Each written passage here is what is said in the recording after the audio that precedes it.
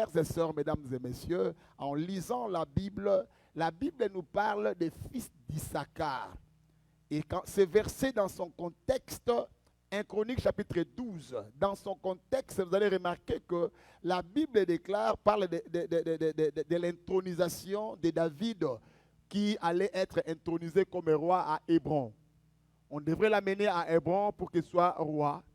Et parmi les gens qui devraient accompagner, qui devaient faire partie de ces cortèges-là pour aller introniser David comme étant roi, il y avait des soldats, il y avait des armées, des soldats, il y avait des gens qui étaient rodés dans la guerre, il y avait des anciens, certaines personnes qui avaient une certaine maturité, mais au milieu d'eux aussi, il y avait les fils d'Issachar. Les fils d'Issachar avaient une particularité. Ils avaient une particularité. La particularité qu'avaient les fils d'Issachar, c'était quoi? Ils avaient la compréhension du temps. Amen. Ils avaient la compréhension du temps, l'intelligence du temps, cette capacité de lire le temps.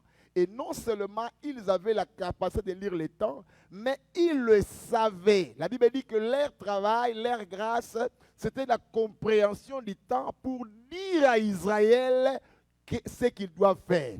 Amen. Donc cette compréhension du temps, l'heure à laquelle nous sommes en train de traverser, nous sommes... Il y a deux ministères, je ne dis pas que d'autres ministères ne feront pas leur part, mais il y a deux ministères qui sont appelés à bien faire leur travail pendant cette saison ici. Le ministère apostolique pour le redressement de la doctrine et le ministère prophétique pour la lecture du temps. Amen. Quand je parle de la lecture, je parle du ministère prophétique, ce n'est pas par rapport à ce qu'on voit dans le corps des hommes, ou dans la famille, ou ta famille a ceci, ou donne des paroles de connaissances par rapport à la vie des gens, ou citer le nom des gens. Je ne parle pas de cette dimension prophétique à cette taille-là. Amen. Je parle parce que le ministère prophétique, ce n'est pas seulement le fait de donner le nom de ton grand-père qui est décédé en 92. Non, ce n'est pas seulement ça. Ça, c'est un don qui accompagne tous les croyants, les dons de la parole, des connaissances, les dons de les révélations. Mais le ministère prophétique actuellement que Dieu est en train d'élever, c'est par rapport à la lecture de ces moments ici. Cette capacité qu'avaient les fils d'Issachar pour dire au peuple de Dieu comment se comporter face à cette saison qui vient de commencer. Amen. C'est une saison qui vient de commencer. Et cette saison-là, c'est cette saison-là, là où nous sommes. Peuple de Dieu, mesdames et messieurs, j'aimerais dire à quelqu'un que toi, tu fais partie d'une nouvelle saison. Il y a une nouvelle saison qui vient de commencer, même si les gens, la plupart sont distraits. Regarde, le diable est en train de travailler pour amener les regards des gens vers le virus. Mais il y a plus que cela. Frères et sœurs, remarquez une chose, chaque changement de saison, d'une saison, se fait toujours accompagné de signes. Quand une saison veut changer, il y a des signes qui se manifestent. Et c'est pourquoi, les amis, quand vous voulez quitter l'hiver pour aller à l'été, par exemple, il y a une saison transitoire qu'on appelle le printemps. Et vous voyez des signes, il y a des signes qui se manifestent, les gens vont commencer à tomber malades, il y a des choses qui vont commencer à se voir. Pourquoi? Parce que la saison est en train de changer. Frères et sœurs, ce sont des signes qui accompagnent ces temps ici, les signes saisonniers. La saison se fait toujours accompagner des signes. De la même manière, une saison, naturellement, se fait accompagner des signes. Dans le spirituel aussi, quand il y a un changement de saison dans le spirituel, il y a aussi des signes. Mais seulement il y a la différence. Dans le prophétique, les signes sont des événements. Amen. Les signes prophétiques que Dieu donne, ce sont des événements qu'il élève à gauche et à droite. Raison pour laquelle, les amis, la Bible déclare qu'ils ont posé la question à Jésus, Seigneur, quels sont les signes? montre-nous les signes. Genèse chapitre 1er que vous avez lu à partir du verset 14 là, la Bible déclare que le Seigneur a élevé, a mis des luminaires pour marquer les temps, pour marquer les temps, les époques, les saisons. C'est-à-dire qu'il y a des signes qui précèdent la saison. Dès qu'on voit ça, directement on se dit que nous sommes dans une nouvelle saison. Dès qu'on voit les fleurs commencent à pousser dans les arbres, on sait dire que la saison d'hiver a changé. Nous sommes dans une saison transitoire qu'on appelle le printemps. Et bientôt, les gens commencent à se préparer pour l'été. Même dans les magasins, vous allez expérimenter, voir ces choses-là. Pourquoi? Parce que la saison a changé. Alléluia. Frères et sœurs, mesdames et messieurs, et actuellement, quand vous connaissez par définition, j'avais lu dans les dictionnaires, une saison est une période de l'année caractérisée par un climat ou par l'état de la végétation.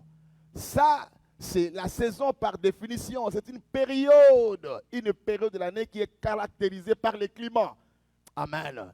Ou bien par la végétation, l'état de végétation. C'est ça, hein, une saison. Mais dans le spirituel, quand nous voulons définir une saison, la définition prophétique de la saison, c'est une période de la visitation divine. C'est-à-dire, c'est une période de la visitation divine où Dieu vient visiter un peuple, Dieu vient visiter une nation, Dieu vient visiter le monde, soit pour accorder la faveur, soit pour apporter les changements, soit pour apporter les jugements. Amen. Soit pour apporter les jugements. C'est une saison. Frères et sœurs, mesdames et messieurs, le coronavirus que vous voyez ici, ça a secoué le monde. Ça, c'est un grand signe qui révèle déjà une saison nous sommes dans une nouvelle saison. Et cette saison dans laquelle nous nous retrouvons, je vous dis seulement prophétiquement que ça va bouleverser même l'ordre mondial. La puissance mondiale va transiter, va changer les camps. Savez-vous qu'ici, l'Occident va perdre sa notoriété, ça va perdre même son pouvoir de contrôle mondial sur le plan mondial, et cela va aller en Asie. Et vous allez remarquer que dans cette saison qui arrive, vous allez remarquer la Chine va monter en puissance, la Russie va monter en puissance, et il y aura aussi la coalition avec l'Inde aussi va s'associer. Alléluia. Ça, c'est un signe qui va se manifester bientôt. Ça se fait déjà. Dites-moi un peu. L'Italie est dans l'Union européenne, n'est-ce pas? Mais qu'est-ce qui fait que, pendant ce temps-là, au lieu que l'Union européenne puisse apporter de l'aide en Italie, mais l'aide vient de l'Asie. Amen. L'aide vient de l'Asie. C'est un signe prophétique. C'est-à-dire les puissants de ce monde, ce n'est même pas sauf qui paye. Ça, c'est prophétique. C'est-à-dire que la main des puissants sont en train de s'affaiblir. Et ce virus que nous voyons ici, c'est une guerre à la fois économique et aussi technologique. Avec la montée des 5G. Alléluia. Avec la montée des 5G, si vous allez maintenant en Asie, en Chine, il y a une cité qu'on appelle Huawei, hein? Wuhan, je crois. Hein? Huawei. Vous voyez? Et si vous allez dans cette cité-là, cette ville-là, Huawei-là, hein, vous allez remarquer qu'on a construit cette ville-là de manière à ce que les habitants qui sont là ne puissent pas envier ni l'Amérique ni l'Europe. C'est-à-dire qu'ils ont construit en partie, quand vous êtes là, vous allez voir que c'est comme le Canada. De l'autre côté, vous voyez comme c'est construit exactement comme les États d'Amérique. Il y a une autre partie, même si vous allez voir, c'est comme l'Europe. Et il y a même les Champs-Élysées qu'on a mis là-bas. Champs-Élysées, et il y a la tour Eiffel même qu'on a mis là-bas à l'intérieur. Ça, c'est une compétition, c'est une guerre au niveau technologique déjà, avec l'apparition de 5G. Et la plupart des maladies, ces virus que vous voyez ici, ça vient aussi à partir de la technologie 5G aussi, parce que avec les radiations frères et sœurs, je crois que c'est la saison qui a changé, les amis. Vous savez que ce ne sont pas les Américains qui ont commencé les 5G, c'est l'Asie qui a commencé le 5G. Amen. Donc c'est déjà quelque chose que nous devons nous préparer. La Bible dit, quand vous voyez ces choses ici, ça ne sera pas encore la fin. Mais nous devons nous préparer parce que la saison a changé. Je suis en train de nous dire cela pour que nous puissions comprendre que, en ce moment ici, la saison a changé. Nous, les enfants de Dieu, maintenant, comment devons-nous nous comporter face à cette nouvelle saison ici? C'est ce que je vais parler. La Bible déclare que les fils d'Issachar avaient l'intelligence saisonnière. C'est-à-dire pour savoir et pour dire à Israël ce qu'il faut faire. Ma prière est que le Seigneur puisse élever les fils d'Issachar dans l'église corps du Christ pour dire à son peuple exactement ce qu'ils doivent faire. J'ai prié parce que nous avons besoin de la prophétie authentique. Cette capacité de nous dire c'est quoi, il est quelle heure maintenant. Parce que nous avons plusieurs prophéties dans la Bible qui doivent s'accomplir. Est-ce que ce signe ici, cette maladie ici, c'est quelque chose qui est venu, c'est une invention, mais vous devez savoir que cela ne fait partie que des lignes des prophéties déjà de la Bible. Il y aura la peste, c'est une peste, n'est-ce pas? La Bible avait parlé de cela. La Bible dit dans les derniers jours, il y aura des temps difficiles. Il y aura des temps difficiles. Alors, pendant ces moments, il est important que nous sachions bien interpréter ce temps ici. La mauvaise interprétation. La Bible déclare que l'œil est la lampe du corps. Si ton œil est en mauvais état, tout ton corps sera dans les ténèbres. Frères et sœurs, mesdames et messieurs, nous devons interpréter cette heure ici avec l'œil prophétique. La lampe prophétique, c'est la parole du Seigneur. La Bible déclare que c'est par ta lumière nous voyons la lumière. Amen. C'est par ta lumière que nous voyons la lumière. Nous devons voir, il y a des zones d'ombre. C'est comme ça qu'il est important, bien aimé le Seigneur, parce que la saison, chaque saison, vient toujours avec ses exigences. Amen. La saison vient avec ses exigences. La saison est têtue. La saison est glissante.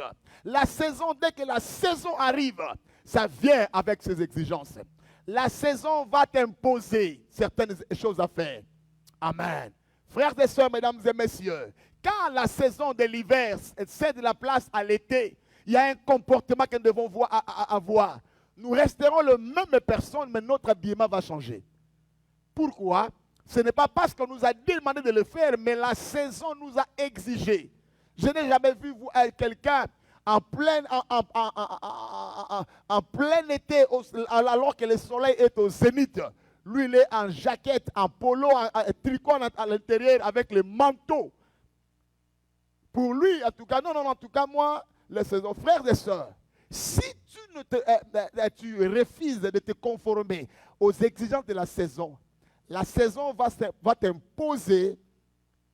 s'imposer sur toi. Par conséquent, il y aura toujours des effets de non-conformité aux exigences de la saison. Amen. Frères et sœurs, mesdames et messieurs, nous sommes dans une nouvelle saison. Amen. L'église de Dieu, la saison a changé. Frères, et quand je disais que cette coalition-là de la Chine et de la Russie, c'est ce qui va préparer même, ça va nous conduire même jusqu'à la guerre d'Armageddon. Amen. Mais là, j'aimerais dire à quelqu'un cet après-midi que toi, tu n'as pas besoin d'avoir peur. Mais le Seigneur te dit ces choses ici parce que la saison a changé. Mais comment toi, tu vas te comporter par rapport à cette saison? La Bible dit ceci. La Bible dit ceci dans les livres des Chroniques, là où nous avons lu. Qu'est-ce que nous devons faire? Est-ce qu'il y a-t-il des choses à faire? Qu'est-ce qui te garantit que des prophéties bibliques vont s'accomplir?